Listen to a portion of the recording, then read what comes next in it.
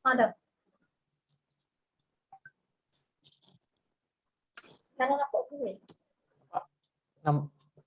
Ni aku nampak semua. Okey, boleh aku tekan present betul ni.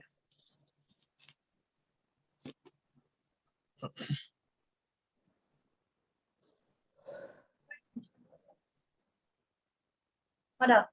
Nampak. Okey, start. Assalamualaikum warahmatullahi wabarakatuh. Today kita group apa? Satu.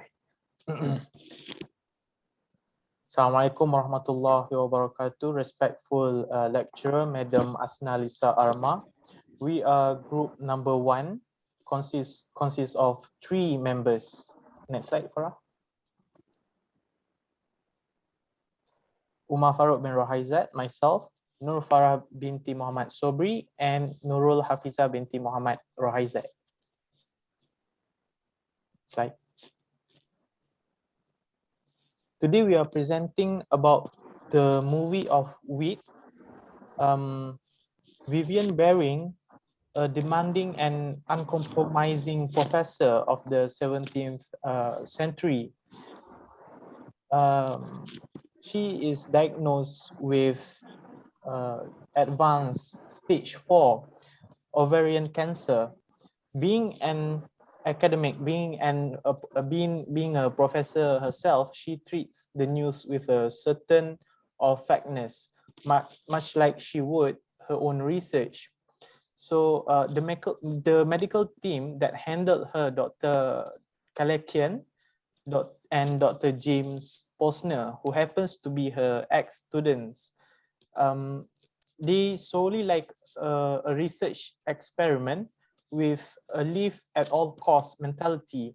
The doctors recommended an experimental treatment of aggressive chemotherapy, to which she agrees, Vivian agrees, in part out of her own choice, but in part of her own personal circumstances, she decides to go through the treatment alone.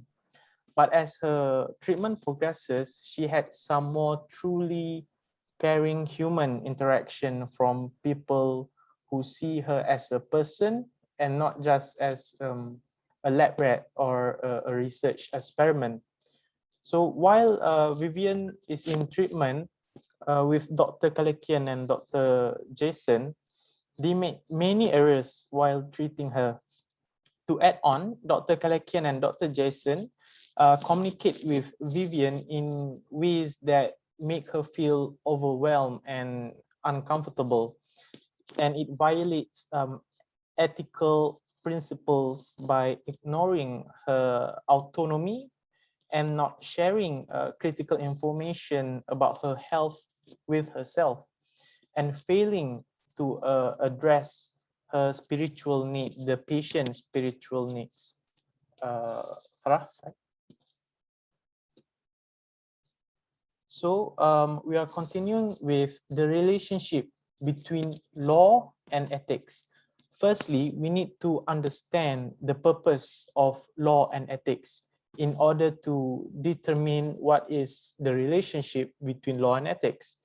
Laws and ethics both serve the similar purpose of guiding human conduct so that we are civilized. So both laws and ethics enforce the sense of right and wrong. This one thing that we did is wrong and the other thing that we did is right. Laws were enforced by authority of the state to govern the particular state. Example for us, the authority of the state is the government, and to govern the particular state means our land, Malaysia. Different from laws, ethics refer to the set of norms which guide our internal compass and our judgment. Example, that we are dining, we have to ensure that we have our table manners in place. So based on my observations and research, I can assure that both laws and ethics are derived from certain common source. For example, from religion or sense of justice or community values, adat. The relationship between law and ethics is a bit complex. Many laws reflect the ethical values of the time and have been formed by what is considered ethical at that time. So kita fikir that it is morally right 10 years ago, but it is wrong the year we're living in right now.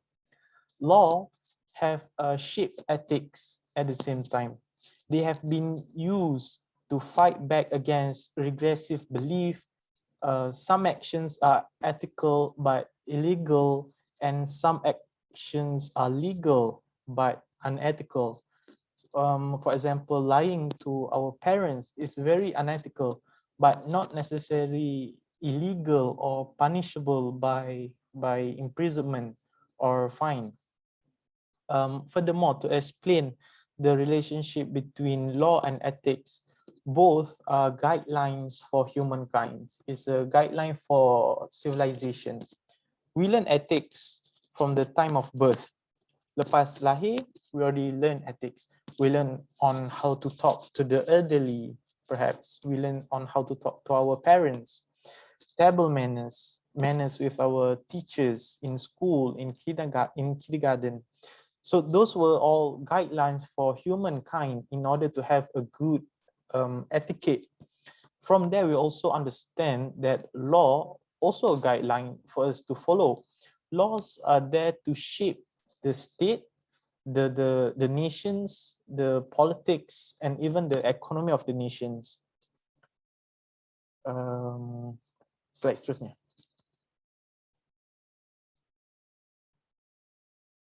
Farah, slide.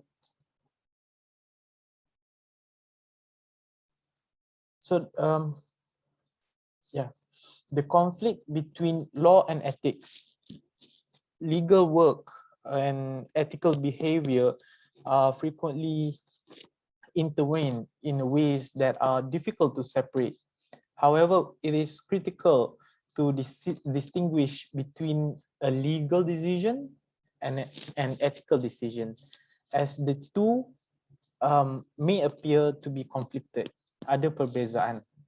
Okay, so firstly, we need to ask, what is ethics? In a broad sense, ethical action is part of a morality system that consider what is beneficial for both people and society. It is concerned with how individual should or should not have behaved. And ethical conduct is defined differently in different countries and civilization. Contoh macam bangsa kita buat, bangsa Melayu buat macam ni, bangsa Cina ada buat benda ni. It is different mengikut ethical conduct. So the law, on the other hand, is a set of rules and principles intended to be distinct from ethics and moral. Berbeza sikit dengan ethics and moral. And it is enforced by authority, enforced by social institutions such as the courts, the law enforcement. When someone breach the laws, the law provide for punishment in the form of fines, jail time, some countries community service, mungkin ada sebatan. But when someone breach an ethical code, however, public embarrassment or the law or the loss of personal connections, bila kita buat sesuatu yang tidak bermoral, mungkin hilang kawan ataupun hilang duit. Furthermore, laws and ethics can be said as not identical to one another. Typically, the law specifies what we are not permitted to do and what we are compelled to do. Kita mesti buat. The law is argued establish minimum standard of conduct whereas ethics establish maximum standard of conduct. Pernah tak tengok slide? Ada yang seterusnya tak? Ke habis dah? Okay, habis dah. I will pass on to Nur Farah.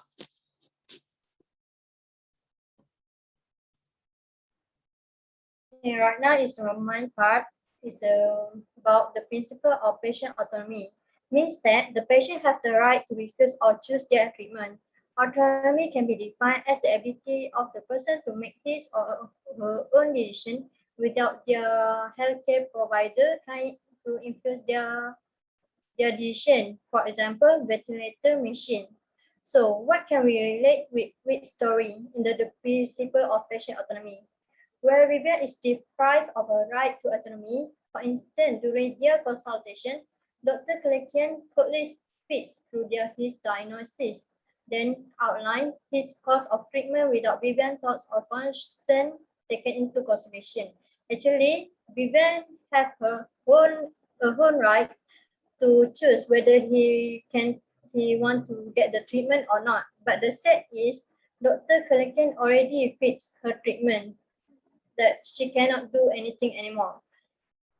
Secondly, Dr. Jason violated the principle of autonomy when he tries to multiple techniques to get Vivian heart pumping again, such as CPR and electric shock feathers. He breaks his rules in ethical principle of autonomy because he refused to respect the patient. The patient has decided which is she wants to continue her life or not.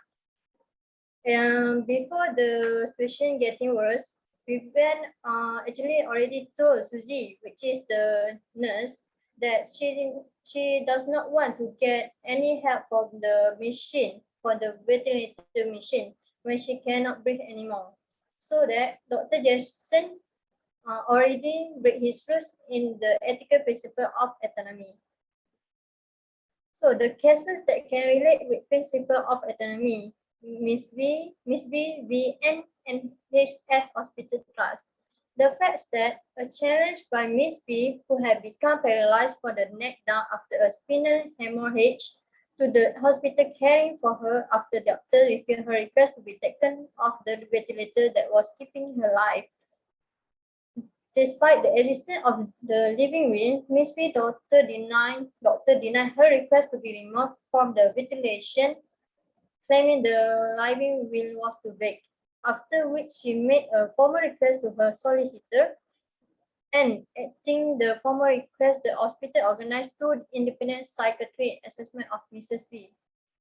She eventually underwent multiple assessment over 5 months due to the conflicting opinions of psychiatrists, and instead the doctor given two alternative opinions, which is one, slow weaning for the ventilator without pain relief, or being sent to a hospital. The summary of Mrs. B and NHS Hospital Trust that Miss B had come to suffer from a completely paralyzed condition, and request that her life support machine be turned off. And then she did not want to live with the machine and make a life with it anymore. But the doctor refused. Her decision and give their opinion and treatment for Mrs. B. So that the situation. For the judgment said that cited contributing factor to unlawful treatment were the inability of hospital staff to consider Mrs. B request objectively, offering her treatment that prioritized doctor and clinicals over Mrs. B. The hospital trust not providing guidance for staff for deciding ethical issue. So it means that the judgment say that the unlawful treatment for the Miss B in the court. So I will pass it to Hafiza for the next. Thank you, Farah. So I will explain what is beneficent and non-maleficent. Beneficent means that all medical practitioners have a moral duty to promote the course of action that they believe is in the best interest of the patient. Often it's simplified to mean that practitioner must do good for their patient. Beneficent is important because it ensures that healthcare professionals consider individual circumstance and remember that what is good for one patient may not necessarily be great for another. As seen in the movie, Vivian Bering being diagnosed with stage 4 ovarian cancer and had undergone different tests, physical exam, diagnosis, and treatments. The doctor used Vivian as a research subject, but her nurse Susie struggled to guarantee the most beneficial care and treatment is provided for her. In this movie, it showed that the ethical principle were covered really poorly. The act of beneficence in this movie only show that the nurse, Susie, suggests to Dr. Jason to talk with Dr. Kalakian about lowering the dose for the next cycle of the treatment based on what had happened to Vivian. But Dr. Jason insists to give Vivian with full dose of chemotherapy. It shown that Susie feels sympathy for what happened to Vivian. In another part, another example of being beneficent towards patient, Susie gave Vivian a support when Vivian was battling in pain. And Susie told to Dr. Klekian that Vivian really in pain, but Dr. Klekian firm with his decision and asked Vivian just need to rest. This really shown that that only nurse Susie that has basic principle of bioethical which is beneficent. So I will explain what is non-maleficent. Non-maleficent is a sister of beneficent and it's often considered as an inseparable pillar of ethics. Non-maleficent state that a medical practitioner has a duty to do no harm or allow harm to be caused to the patient through neglect. Any consideration of beneficent is likely, therefore, to involve an examination of non-maleficent. Non-maleficent differs from beneficence in two major ways. First, it acts as a threshold for treatment. If a treatment causes more harm than good, then it should not be considered. This is in contrast to beneficent where we consider all valid treatment options and then rank them in order of preference. Second, they tend to use beneficent in response to other specific situations, such as determining the best treatment for a patient. In contrast, non-maleficent is a constant in clinical practice. So I will pass to Farah. Thank you. In the conclusion, ethics is about the value that should be respected by all healthcare workers while interacting with individuals, families, and communities. Ethics may sometimes be considered a scary term by some healthcare professionals because it is a word that may bring to mind an accusation of wrongdoing or mistake. But it is not the case. Ethical principles do not provide a straightforward guide that guarantees the making of an ethically correct decision, nor can they offer guidance about ranking when the principles appear to conflict with one another. Instead, they point only to considerations that should be weighed when making decisions. That's all for us. Thank you.